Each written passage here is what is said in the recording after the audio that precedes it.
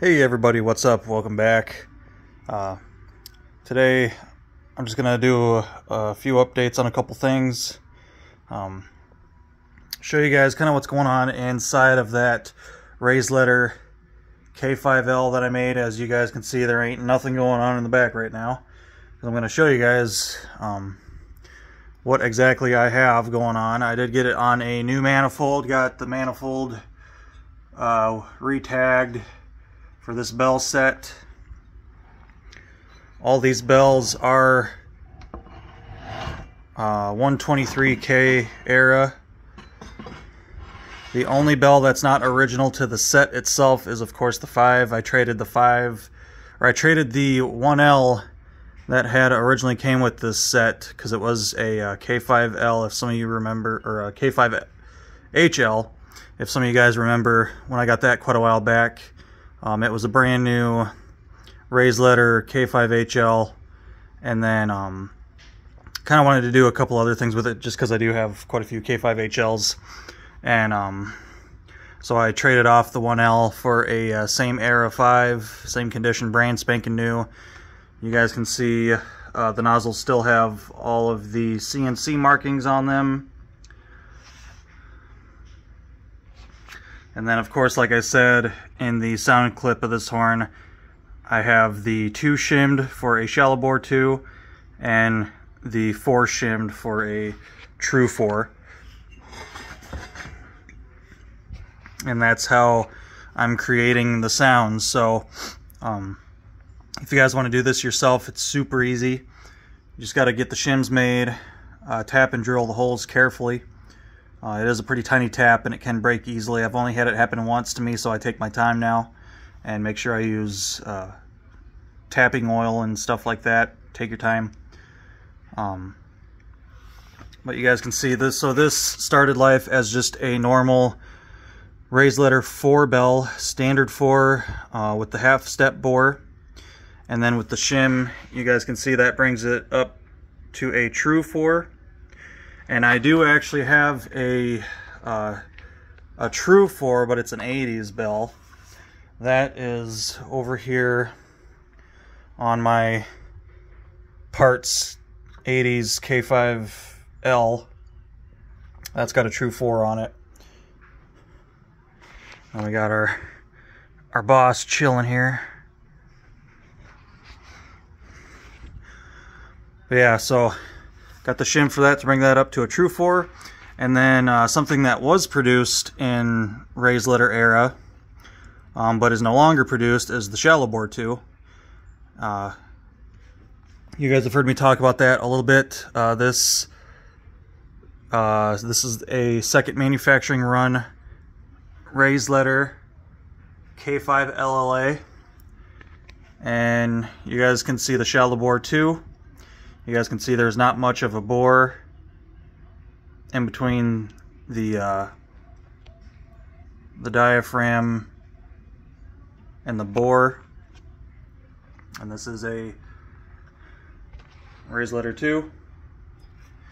And then this one, same thing. This is a first manufacturing raised letter K5 LLA. Same thing, still. Ooh, if it'll focus. The shiny, my phone ain't liking the shininess. It ain't gonna focus. There you go. You guys can kind of see it's a shallow bore 2. And just like all the 2s before it. So if you have a raised letter 2 that's a shallow bore, you can sub that in. It'll be the same. But you will definitely have to have your 4 shimmed, unless if you sub it out for an 80s 4. But I wanted this horn to be an all-era, not correct, but an all-era matching bell set and a nice horn. And I wasn't too sure if it was going to sound really good or really bad before I tested it, and you guys heard it sounded pretty decent. A lot of my friends in the hobby even just giving them a sound clip before telling them what it was, a lot of people thought it was a 90s or even late 80s K5L. So that's what I wanted for this horn. Wanted it to have a nice older sound, much like my, I think it's this one over here. This is a second raised letter manufacturing run K5LA. It's all raised letter bells. The only difference is it does have the shallow bore 2 on it, and it has a regular standard 4 bell, which is a the half step bore. So this has a nice early 2000s sound to it, even though it's raised letter. So once I found out that this one sounded really good and I wanted to keep it that way, I gave it a nice manifold. I think the manifold is actually newer than, or no, the manifold's slightly older than the bell set, but only by a couple years. So other than that, I did switch tags. So the tag that was originally with this bell set went on this manifold, so everything looks really nice. I just got to put the back caps back on. I did clean it up after sounding it, because this was the first horn that I honked this year, and my compressor had a little bit of kind of rusty water that I try to drain out of it, but some of it still hangs in there, and some of it will come up and spray the diaphragms and coat the back of the diffuser rings.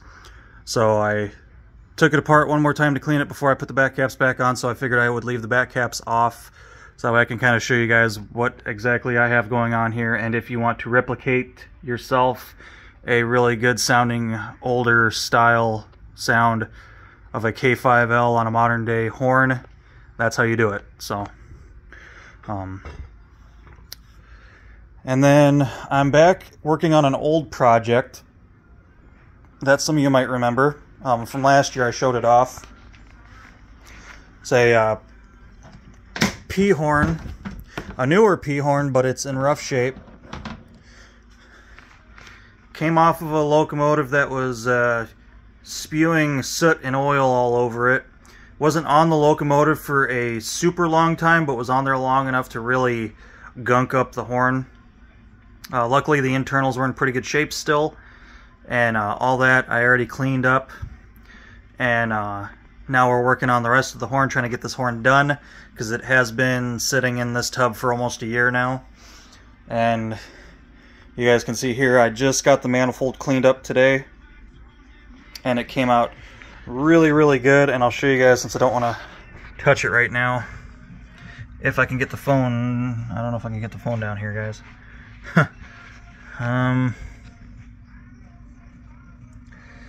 Alright, hopefully you guys can see that's going to be a little bit of an angle. It's a 121K. It's, what is it, 121025. So it's fairly new, not super old at all, pretty new, only a couple years old now. And you can still see where the lettering was. Sadly, the lettering did come off when I was soaking it in cleaner. But not a huge deal. You guys can still see that it's clearly a new cast. And so we're kind of back on that project. I want to get that horn done. And like I said, I did all the internals. I kind of did all the internals and hardware first. It was a dual diaphragm setup, so I have all the diaphragms from that. They got a little bit of time on them, but not much. That's all stuff that doesn't really matter. Gaskets, the thick and thin gaskets are all in awesome shape. The cork gaskets for the bells themselves are in awesome shape. Clean those up really good. Nozzle rings, of course, those are in really good shape. Not much wear or damage to the actual voice of the nozzle ring at all. Let's see. The retainer springs are all in really good shape. Those cleaned up really nice. And then since it's a newer one, it's got kind of newer style back cap bolts. Cleaned all those up, shined them up really nice on the wire brush. And then since this is a newer cast. They went away with the long through bolts that you used to use in P-horns, and now those holes are molded solid and tapped clear through for regular foot bolts that you would find on a normal K-horn nowadays. So that's really nice that they switched that over to these. So I shine those up really nice on the wire brush, clean the threads off really good. So all the internals and hardware and all that I cleaned up pretty much right when I took the horn apart, and then I've just kind of been dragging my feet with the rest because it is quite the task. I did clean one of the back caps up, and I'm trying to remember where that is. There we go. So there's one of the back caps right there. Still need to do a little scrubbing in between the name, but that's cleaned up pretty decent. I mean, you guys see how the rest of the horn is, and that's just from a little bit of scrubbing. I'm going to do some more scrubbing on that and get that cleaned up some more.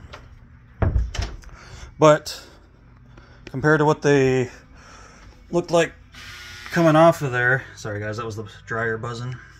You guys can see one down in there and another one right there. So I mean, you guys kind of get a feel for how nasty this horn is, and then that's what we're getting it cleaned up to.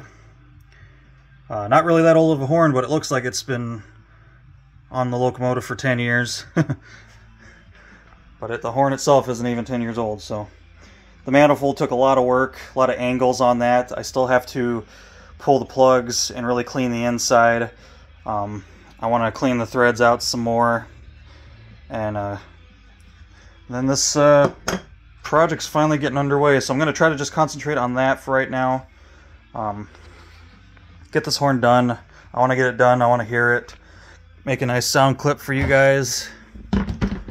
And just a couple other things that I've been messing around with. I kind of got some of my unpainted raised letter K5HLs back together. Last year I had swapped some parts around, and I wanted to swap everything back to how it was before I started messing around with some different bell combinations, and kind of got that stuff back together. So that one right there is a 114K K5HLA. This is the 3A combo. And then this one is a K5HLA hybrid. This is the 3A4 combo. We have the K5HLB factory 3B in original bell arrangement. And then here we have a K5HLA non-hybrid. This is a 3A4, so it's basically a K5 LLA bell set on a high manifold, just in original bell arrangement. So that's pretty much it for this video, guys. Just wanted to give you kind of an update of what I did on the K5L, kind of what I got back together, what I'm currently working on. So hopefully you guys enjoyed the update, and until next time, take care.